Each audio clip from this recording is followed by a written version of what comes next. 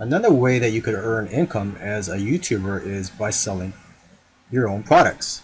And what I'm going to be talking about here is physical products. In the next video, I'm going to be talking about digital products.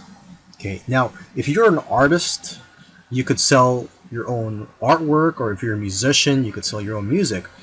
But of course, I know that the majority of you are not artists or musicians, so you're going to have to create your own products. And there are websites out there such as Teespring.com, which I'm looking at right now, where you could upload your designs, and basically they'll put it on the merchandise for you. So for example, on Teespring, you could sell t-shirts and sweaters and other types of clothes and accessories, and basically you have your designs uploaded here, and whenever you make a sale, these people will print out your clothes for you. So there's basically no upfront investment for you. You only pay when you make a sale. Another website that you could go to is AliExpress.com, and this company is based in China, and there are probably millions of products that you could find here for pennies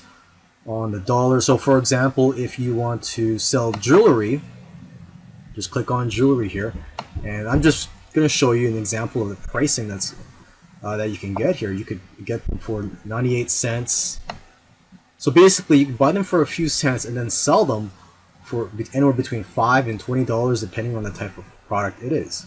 And the great thing is, just like Teespring, there's no upfront investment. You only buy these products when you make a sale. So if a customer places an order and you receive the money from them, then you would go to AliExpress or from the suppliers on AliExpress, and you would order from them, and then they would ship the products for you to the customer. And this is what you call drop shipping. You're basically not having to hold any inventory, as the supplier will ship the products for you to your customers.